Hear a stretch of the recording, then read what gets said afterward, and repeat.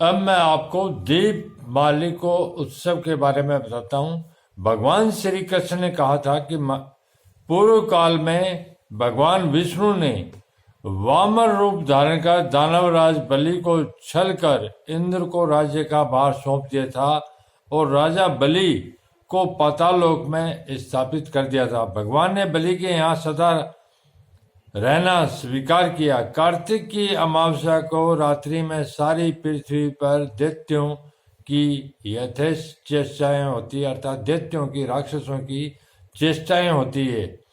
इससे मनुष्यों का नुकसान होता है। कार्तिक मास के कृष्ण पक्ष की चतुर्दशी को प्रभात के समय नरक के भय को दूर करने के लिए स्नान कर अवश्य करना चाहिए। अपामार्ग चिचड़ा के पत्थर सिर के ऊपर मंत्र पढ़ते हुए घुमाएं। इसके बाद धर्मराज के नामों यम, धर्मराज, मृत्यु, व्यवस्था, अनंतक, काल तथा सर्वभूतशय का उच्चारण कर तर्पण करे।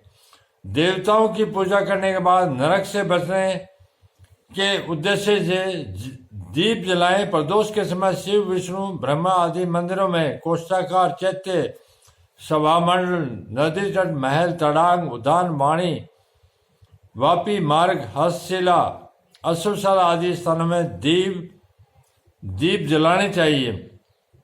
अमावस्या का दिन प्रातःकाल स्नान कर देवता और पितरों का भक्ति पूर्व पूजन तर्पण करें और ब्राह्मण श्राद्ध करें। अनंतर ब्राह्मण को दूध, दही, दरत और अनेक प्रकार के स्वादिष्ट भोजन कराकर दक्षिणा प्रदान करें और उन्हें संतुष्ट करें।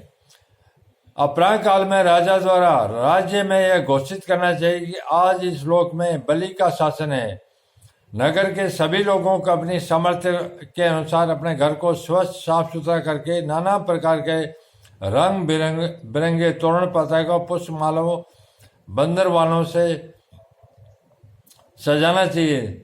नगर के सभी लोगों अर्थात नर नारी, बाल वृद्ध आदि को चाहिए कि सुंदर उत्तम वस्त्र पहनकर कुकुम, चंदन आदि का लेप लगाकर तांबूल का भक्षण करते हुए आनंद पूर्वक नृत्य, गीता दिकों का आयोजन करे। इस प्रकार अतीव उल्लास एवं प्रीतिपूर्वक इस दीपोत्सव अर्थात दिवाली मनानी चाहिए। प्रदोष के समय दीपमाला प्रज्वलित कर अनेक प्रकार के दीप वृक्ष खड़े करने चाहिए। उस समय राक्षस लोक में विचरण करते हैं। उनके भय को दूर करने के लिए श्रेष्ठ कन्याओं को दीप वृक्षों पर तंडुल, धान का लावा फेंकते हुए दीपकों से निराजन करना चाहिए। दीप मालाओं के जलाने से प्रदोष की वेला दीप जलाने से प्रदोष वेला दोष रहित हो जाती है और राक्षसों का भय दूर हो जाता है। इस प्रकार अति शोभा संपन्न नगर की शोभा देखने के उद्देश्य से राजा को अपने मित्र मंत्री आदि के साथ अर्धरात्रि के समय पैदल ही चलना चाहिए। आधी रात बीत जाने पर जब सब लोग निंद्रा में हो उस समय घर की स्त्रियों को चाहिए कि वे सूप बजाते हुए घर में घूमती हुई आंगन तक आए और इस प्रकार वे दरिद्र अर्थात अलक्ष्मी का अपने घर से निस्तारण करे, अर्थात जो गरीबी है उसका निस्तारण करे। प्रातःकाल होते ही राजा को चाहिए कि वस्त्र आभूषण आदि देकर ब्राह्मणों सत्य पुरुषों को संतुष्ट करे।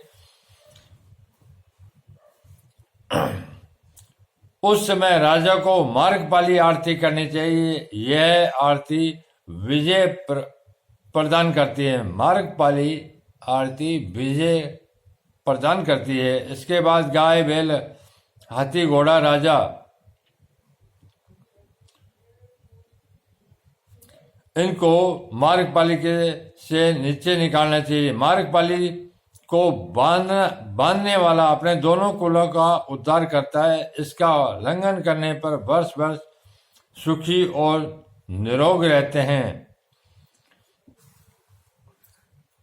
इस प्रकार पूजन कर रात्रि को जागरण पूर्वक महोत्सव करना चाहिए। नगर के लोग अपने घर में सैया सफेद तंडुल बांधकर राजा बलि को उसमें स्थापित कर फल पुष्प आदि से पूजन करें और बलि के उद्देश्य से दान करें, क्योंकि राजा बलि के लिए जो व्यक्ति दान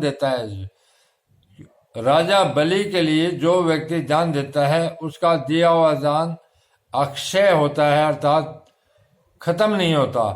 भगवान विष्णु ने प्रसन्न होकर बलि से पृथ्वी को प्राप्त किया और यह कार्तिक अमावस्या तिथि राजा बलि को प्रदान की। उसी दिन से यह कौमोदी उत्सव पर्वत हुआ। यह तिथि सभी उपद्रव, सभी प्रकार के विघ्न, शोक आदि दूर करने वाली है। धन, पुष्टि, सुख आदि प्रदान करती है।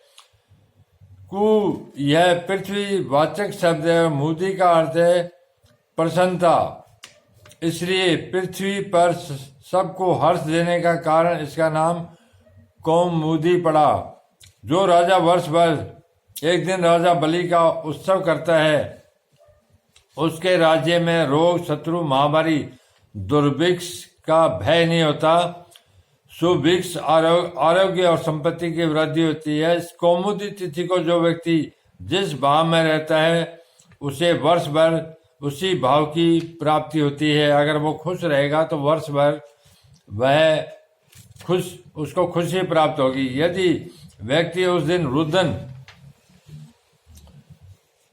रहा हो तो रुदन, हर्षित है तो हर्ष, दुखी है तो दुखी, सुखी है तो सुख, भोग से भोग, स्वस्थता से स्वस्थता तथा दीन रहने से दीनता की प्राप्ति होती है। इसलिए इसको